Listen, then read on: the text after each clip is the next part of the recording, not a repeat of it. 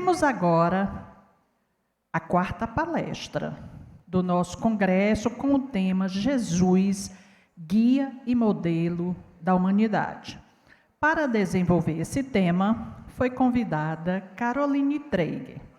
Caroline é trabalhadora do Grupo Espírita Paulo e Estevão e do Centro Espírita Online Casa de Jesus. É oradora, dramaturga e escritora espírita.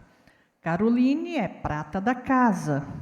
Então, nesse caso, nós já estamos um pouco mais acostumados a vê-la, a abraçá-la, a repassar a ela todo o nosso carinho no dia a dia, no nosso movimento espírita cearense.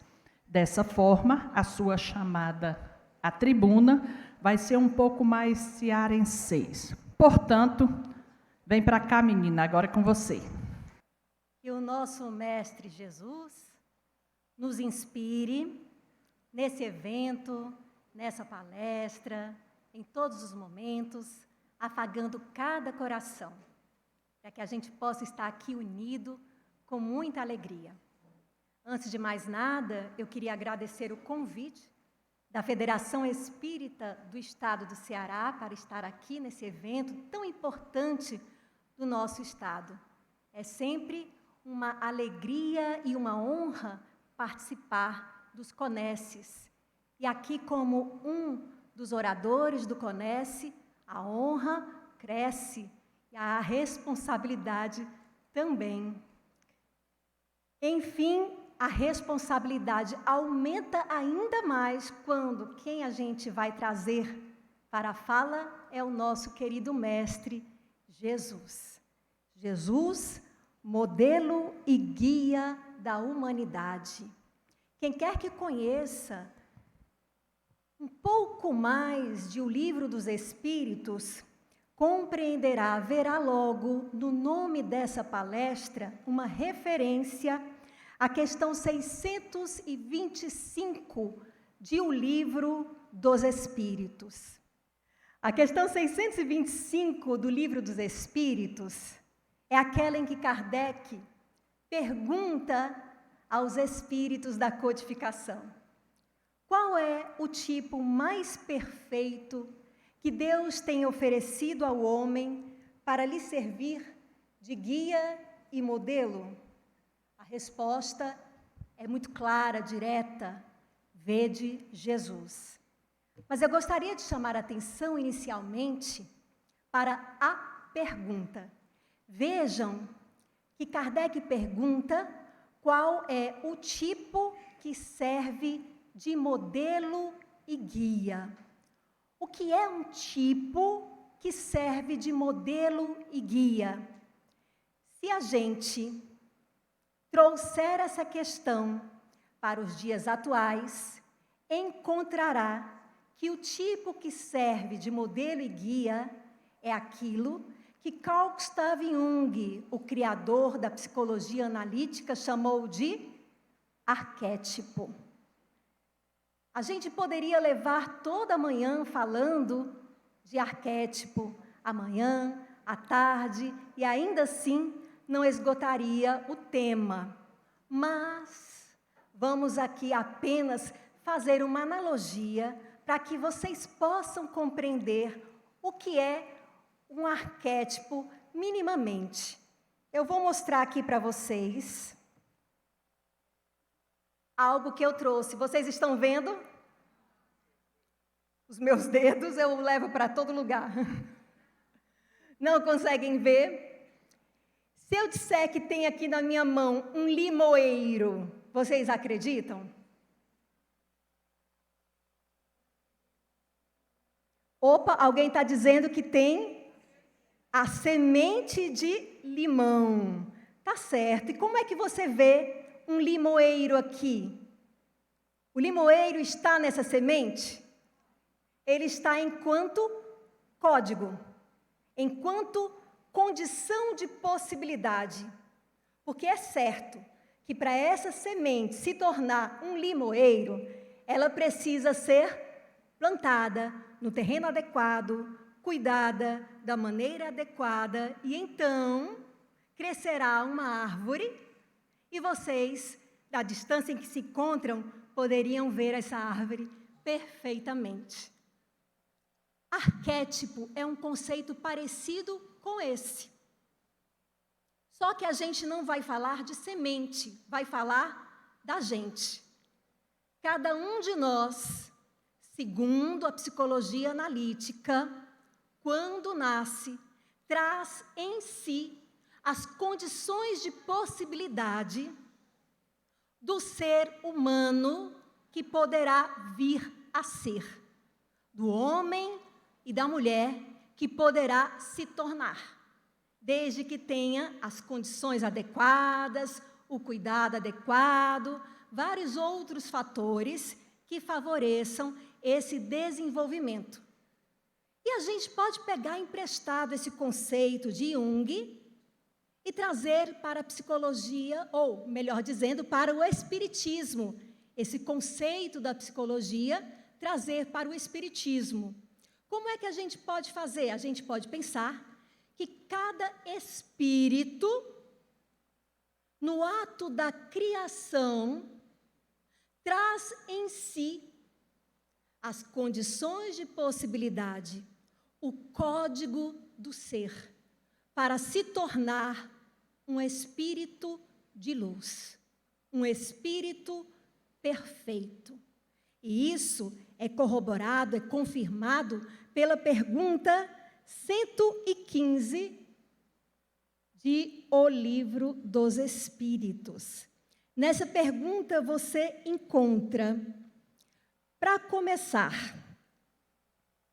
Kardec está tentando, nesse momento da obra, investigar como se dá a progressão dos espíritos. E pergunta se uns são criados bons e outros são criados maus. Os espíritos dão essa resposta. E a gente vai destrinchar essa resposta para vocês verem como o conceito de arquétipo se aplica à ideia do espírito segundo a doutrina espírita.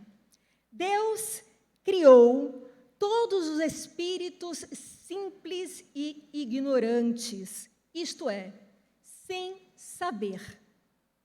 Ora, criar espíritos simples e ignorantes significa que os espíritos são criados todos iguais. Não são criados, como pergunta Kardec, nessa questão, uns bons e outros maus. Todos partem do mesmo ponto. Mas não significa que eles são criados vazios, porque do vazio nada pode se desenvolver. Os espíritos, então, são criados com potencialidades, com aptidões adormecidas que serão despertadas ao longo de muitas e muitas encarnações. Continuando a pergunta, a gente vê: a cada um deu determinada missão, com o fim de esclarecê-los e de os fazer chegar progressivamente à perfeição, pelo conhecimento da verdade, para aproximá-los de si. Cada espírito recebeu uma missão. Percebam, a missão não é algo que vai acontecer, que será dado ao final de todo o processo evolutivo. Olhem só, a cada um deu determinada missão com o fim de esclarecê-los e de os fazer chegar progressivamente à perfeição. A missão é dada como um mapa, ela é o próprio caminho, ela está no caminho. E cada um recebe uma missão, embora criados todos iguais. Parece que a missão de cada espírito é individual, nos dão a entender os espíritos. A cada um ele deu determinada missão com o fim de esclarecê-los. Então, a própria missão é um meio de desenvolvimento do espírito, para que ele chegue à perfeição. Cada espírito recebe uma missão como um mapa para que chegue à perfeição. Essa perfeição, o que é essa perfeição? O conhecimento da verdade que aproxima de Deus o espírito. Que verdade? Nós dissemos que cada espírito traz em si, no ato da criação, as aptidões, o potencial adormecido. O conhecimento da verdade é o conhecimento desse potencial. Por isso que se diz que aprender é recordar. Platão, isso. É por isso, nós estamos nos apropriando, trazendo para a consciência aquilo que temos no inconsciente espiritual. Isso é o processo evolutivo do espírito, o caminho da perfeição. E observem que está implícito no texto esse caminho, é a missão. A missão, a execução da missão é o caminho da perfeição. Todos recebemos missões, cada um de nós, e elas são o nosso mapa, a nossa prefiguração, de onde se vê todo o nosso caminho de aperfeiçoamento nessa missão. Continuam os espíritos nesta perfeição, é que eles, os espíritos, encontram a pura e eterna felicidade. Passando pelas provas que Deus lhes impõe, é que os espíritos adquirem aquele conhecimento.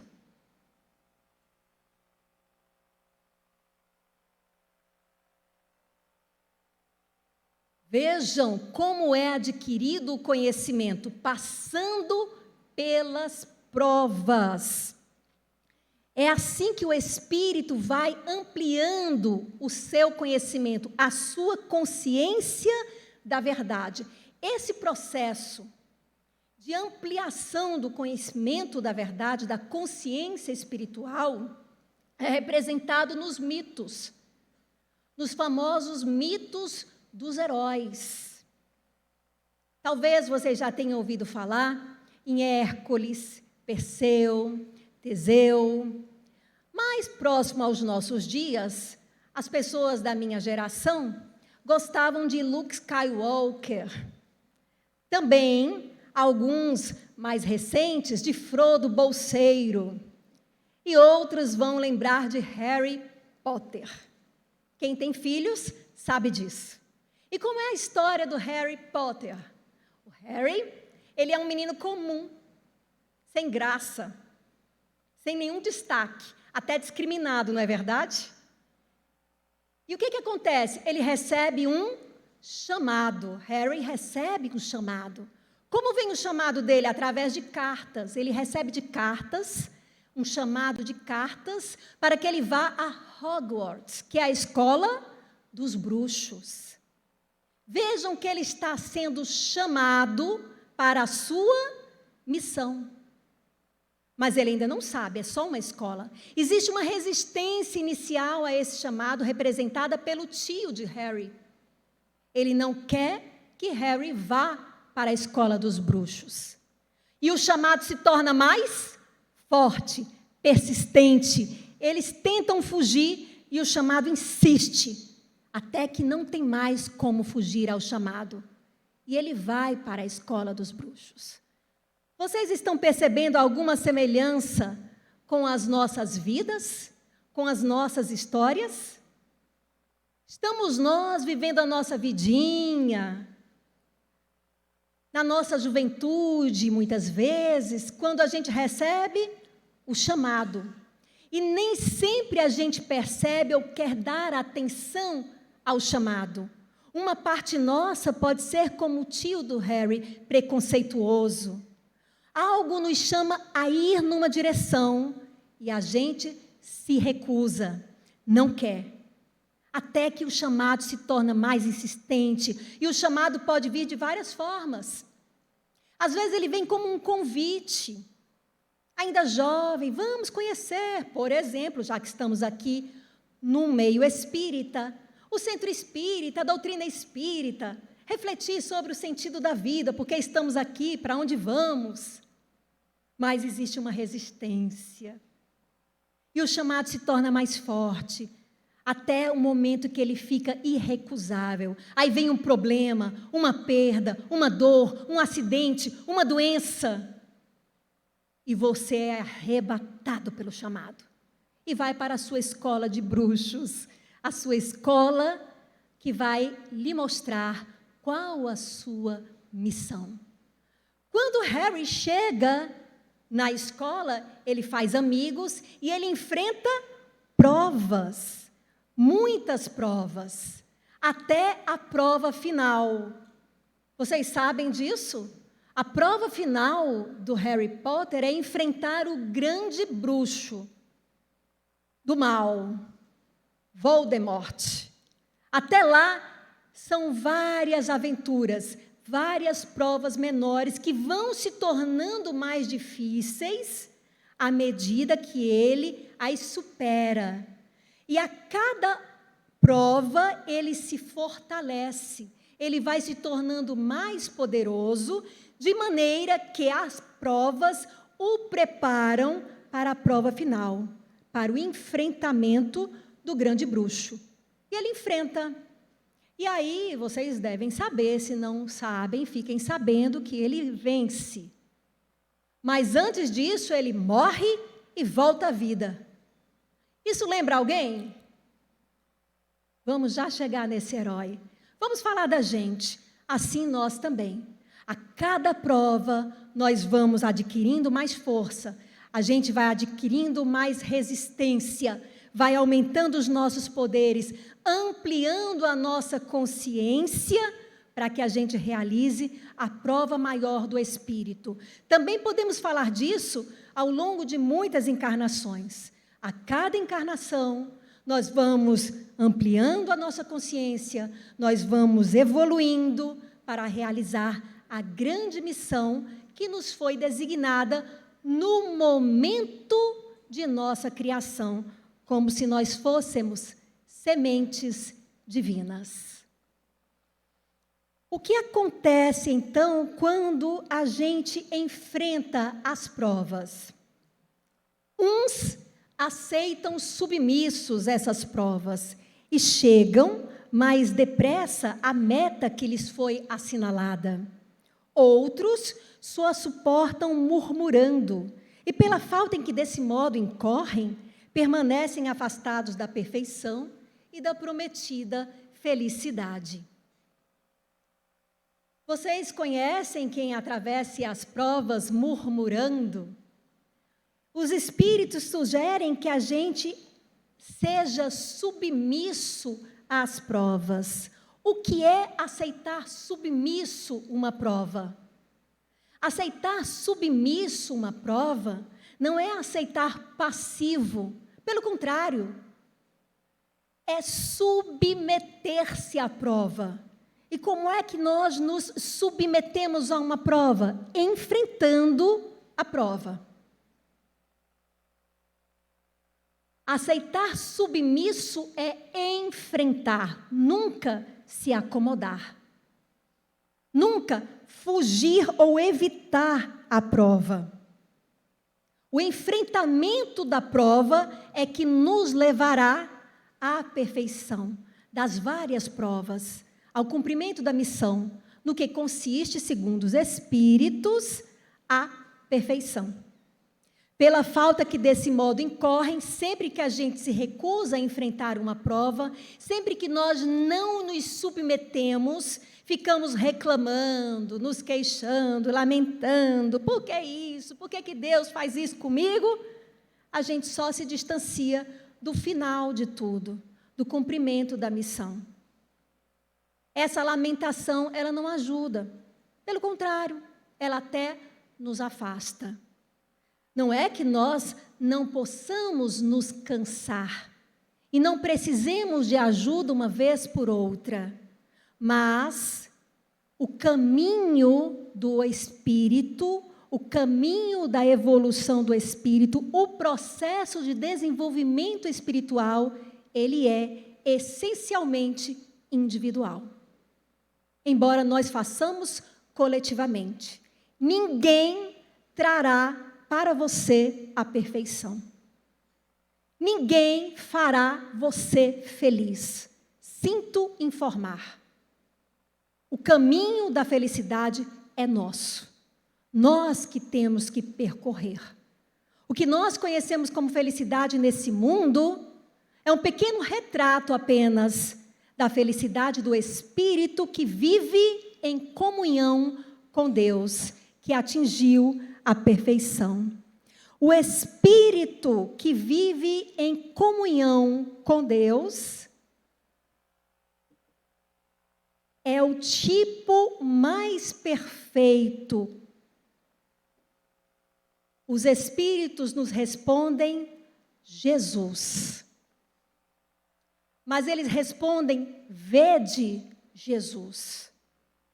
Não estão dizendo que é apenas Jesus. Quando falamos o tipo mais perfeito que serve de modelo e guia, estamos falando de arquétipo. Condição de possibilidade.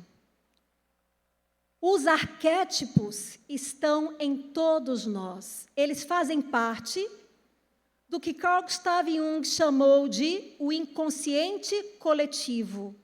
Coletivo no sentido de que todos possuímos essa base arquetípica igual, conforme diz o Livro dos Espíritos. Todos possuímos o arquétipo do Espírito perfeito. Como é o nome do arquétipo do Espírito perfeito? Cristo. Jesus Cristo. Existem dois tipos de Jesus. O Jesus simbólico, arquétipo de Cristo, e Jesus, o homem, Jesus de Nazaré. Jesus de Nazaré foi um homem que assimilou, que trouxe para a consciência o arquétipo de Cristo. Um espírito que se conscientizou do seu arquétipo do Cristo. O Jesus simbólico, vocês veem, é esse coroado. Coração coroado de espinhos, como se fosse um rei, mas isso é uma imagem do significado dessa força crística, do arquétipo do Cristo que existe em cada um de nós. E quando digo isso, prestem atenção na profundidade dessa revelação. Significa que todos nós podemos ser Cristos. E Jesus nos disse isso. Em uma passagem de sua vida, citada num dos evangelhos, ele diz: tudo isso que eu faço, vós também podeis fazer, e muito mais. Todos nós. Porque os espíritos responderam: vede Jesus, Jesus de Nazaré, o homem. Porque eles não responderam: vede Krishna, vede Buda, vede Confúcio. Porque Jesus é melhor do que Krishna, Buda, Confúcio?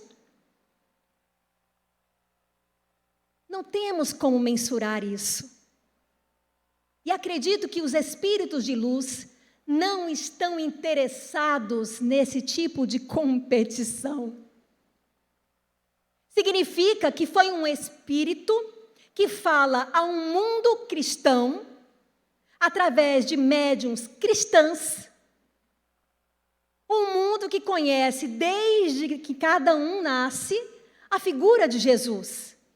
Vede Jesus.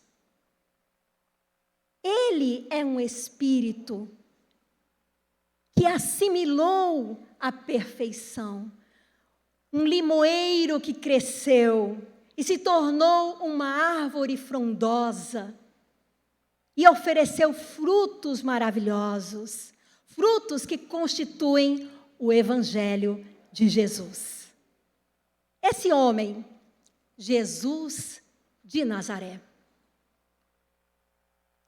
Como é que Jesus de Nazaré nos serve de modelo? Vejam bem, quando falei de Harry Potter, Jesus, ele enfrenta uma história heróica.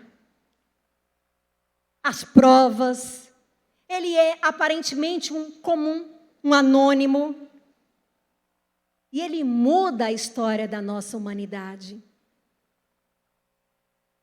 Como é que ele fez isso?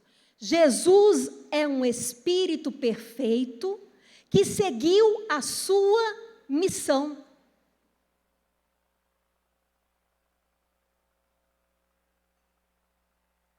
E dissemos aqui que cada um tem uma missão. A missão do Espírito e a cada encarnação, as nossas missões menores. Algo a ser realizado. Como é que a gente identifica, vocês já se perguntaram, a nossa missão? Quem acha aqui que está realizando a sua missão? Levanta a mão.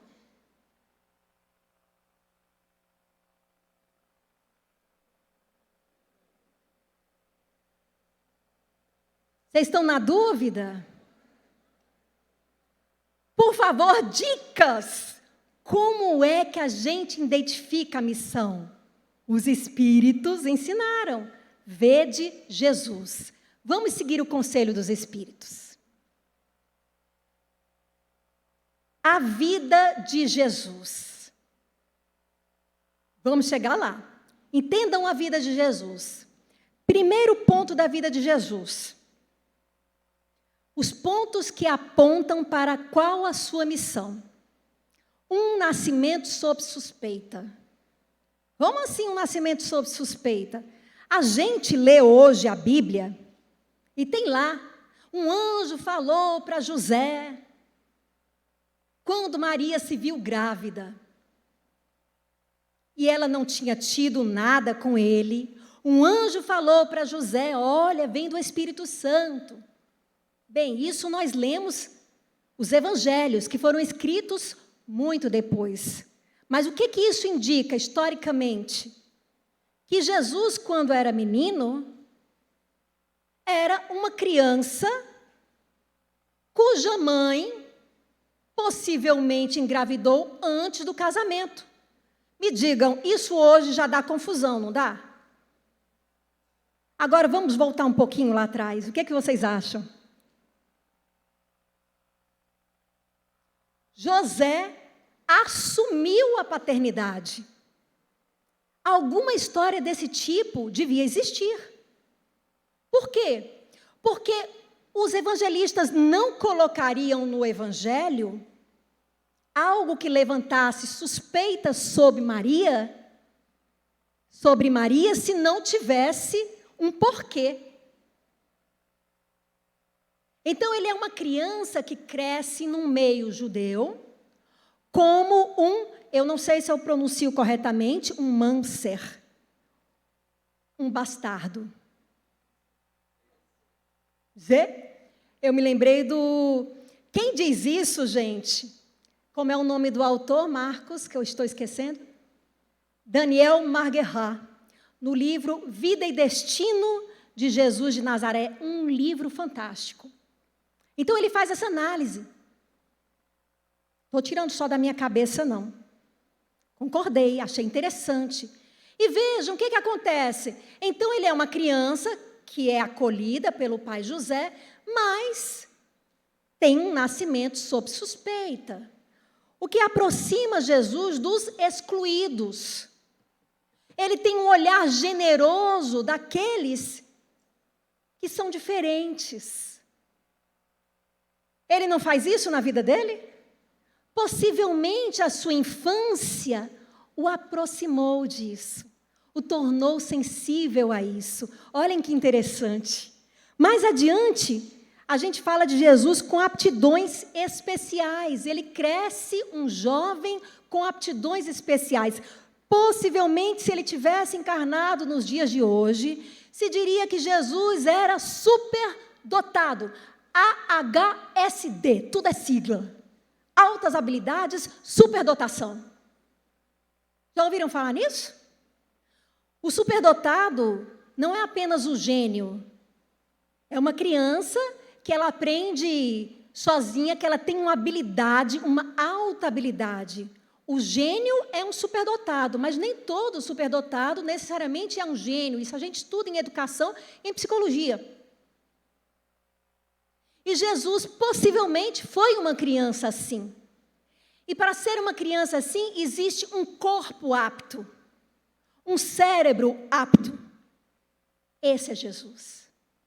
Para completar, esse corpo o torna apto e sensível ao mundo espiritual. E isso Kardec já falava, que a sensibilidade ao mundo espiritual pode ser maior ou menor a depender do corpo. A mediunidade é uma condição do corpo. O corpo favorece a maior ou menor aptidão mediúnica. A mediunidade é uma ampliação da intuição, de uma função que todos nós possuímos. Por isso se diz na doutrina espírita que somos todos médiuns.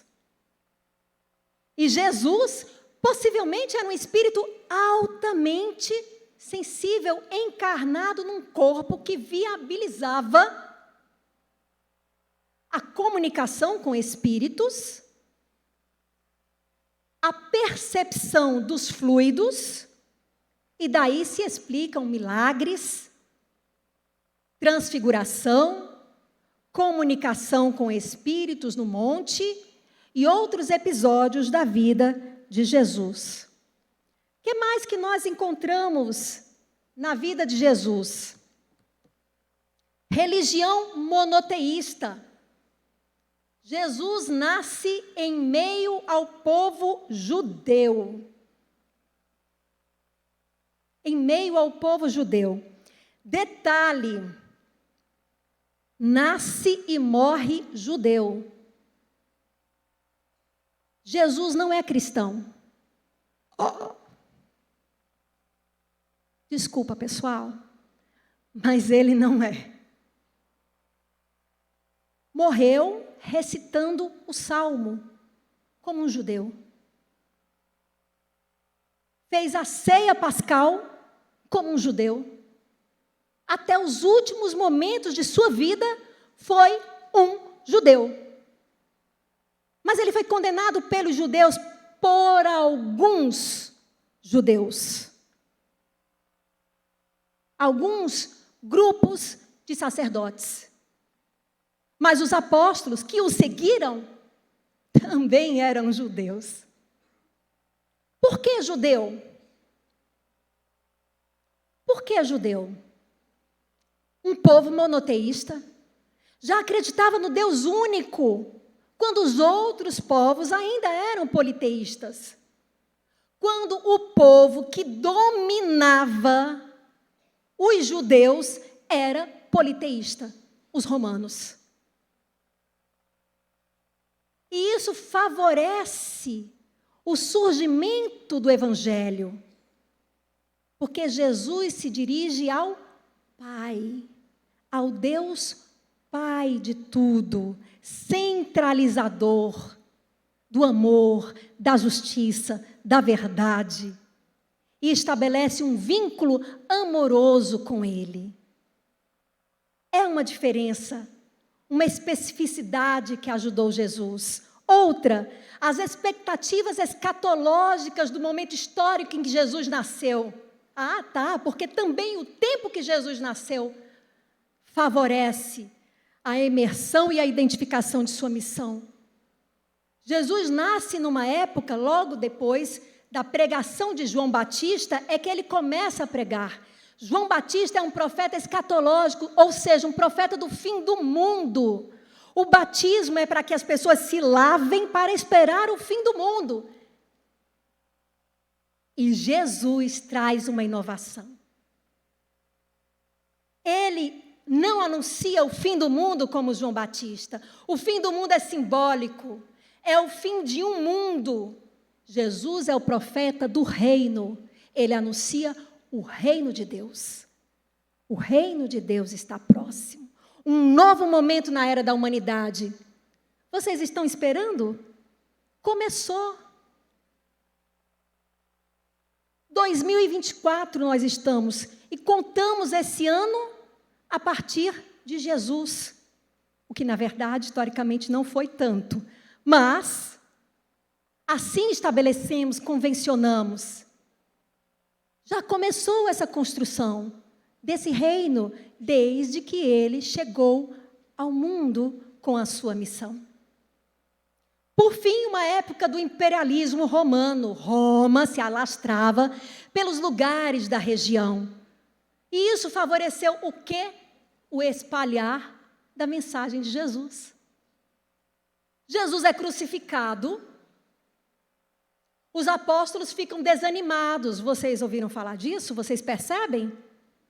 Imaginem, ele estava lá, fazia milagres, falava coisas belíssimas e morre crucificado.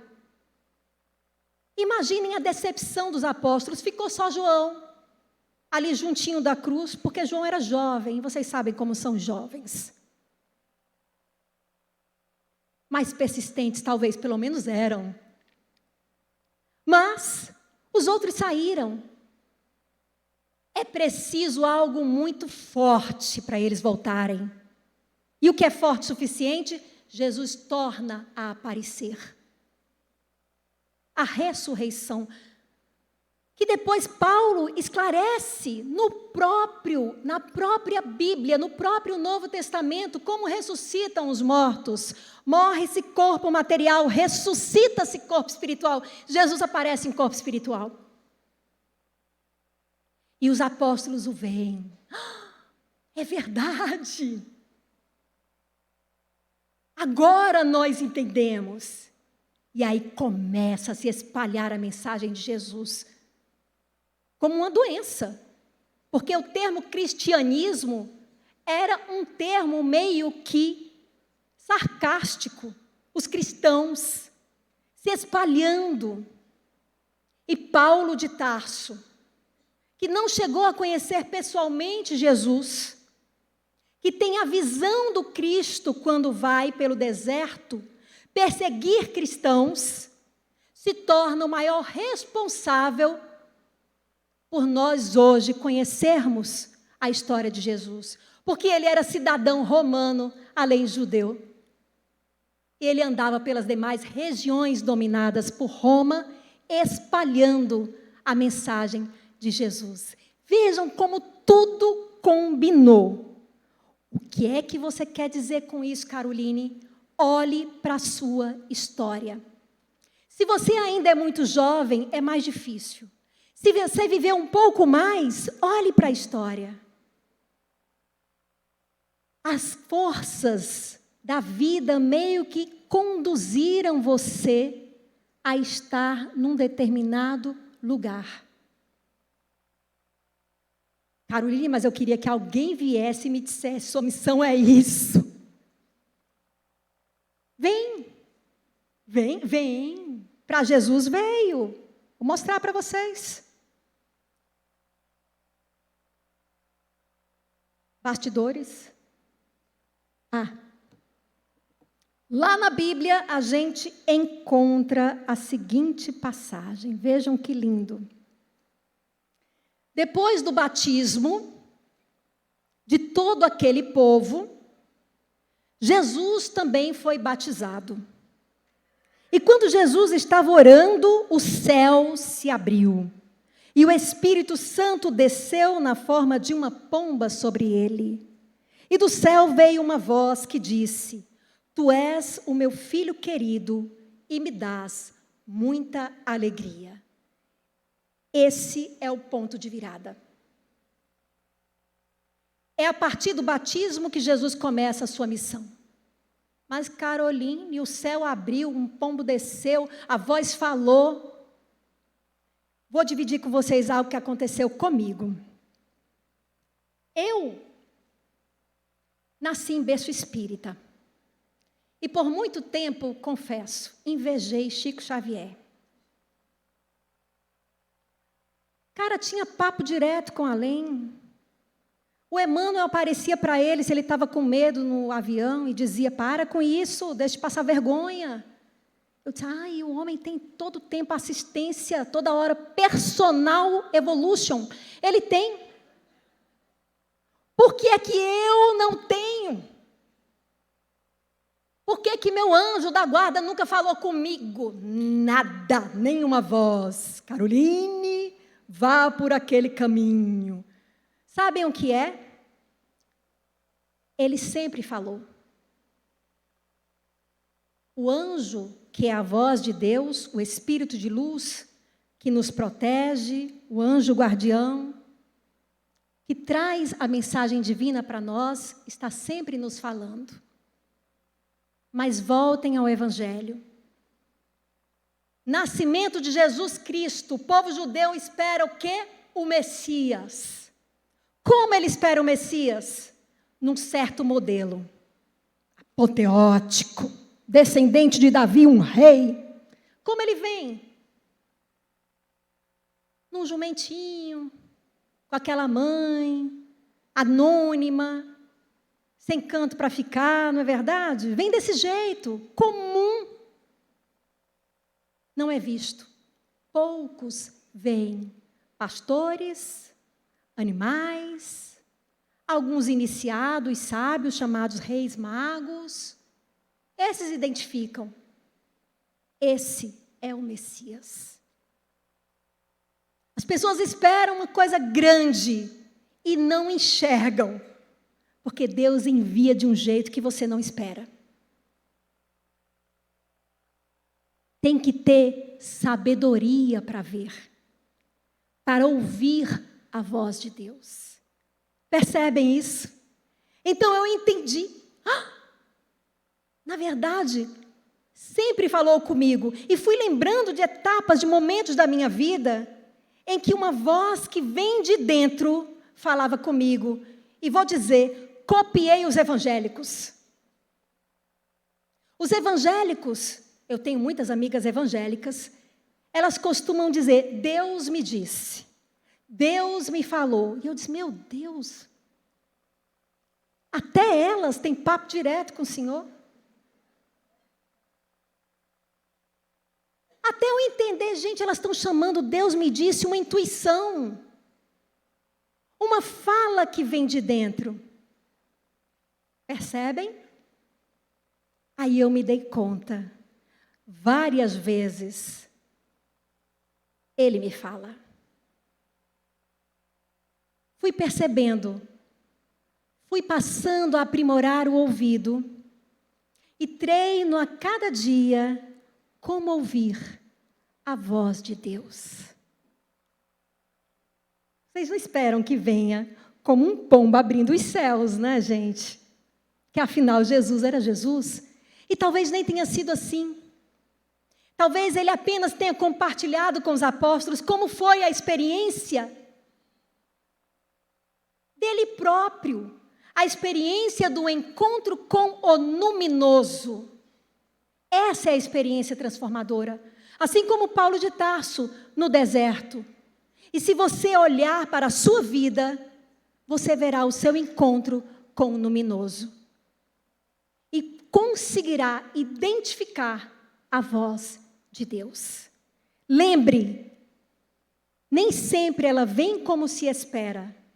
Às vezes vem anônima, como uma mulher sentada num jumentinho, num país desconhecido, para mudar o mundo. Percebem isso? É lindo. E esse é o nosso encontro com o luminoso que vai nos dizer a nossa missão. Daí, meus irmãos, se alguém tiver na dúvida,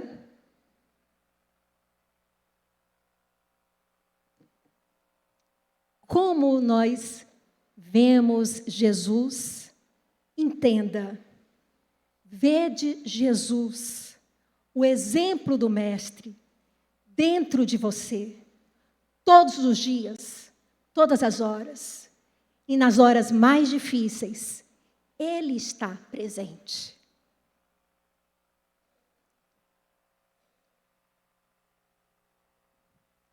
Eu me lembrei agora do meu pai.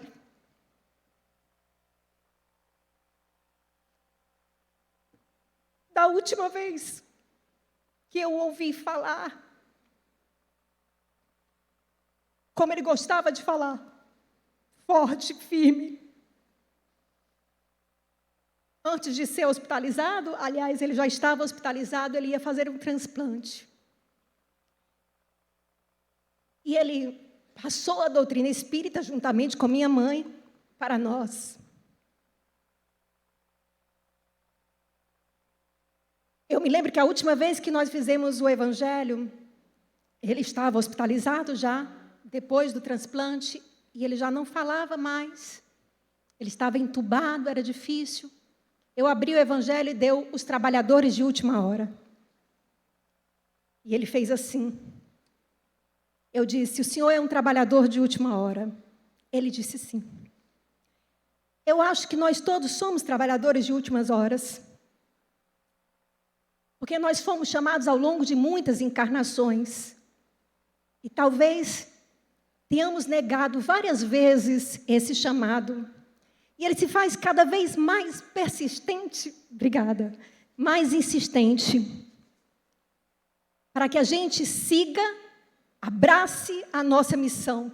Eu não sei a certo o que é a minha missão. Confia em Deus. Você não tem que saber. Deus é que sabe.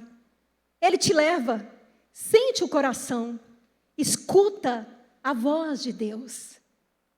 E eu me lembro do papai, quando ele saiu para a cirurgia, carregado numa maca. Ele já era espírita.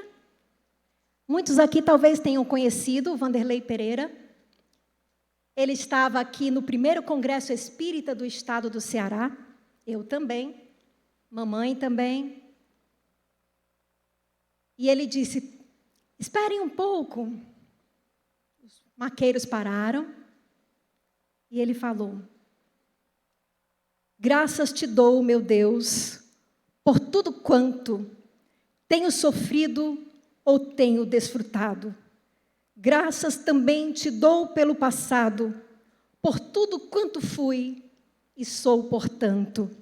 Graças te dou por tudo quanto é santo, que tantas alegrias tem me dado. Graças também por teres me deixado sofrer a dor, provar da luta o pranto.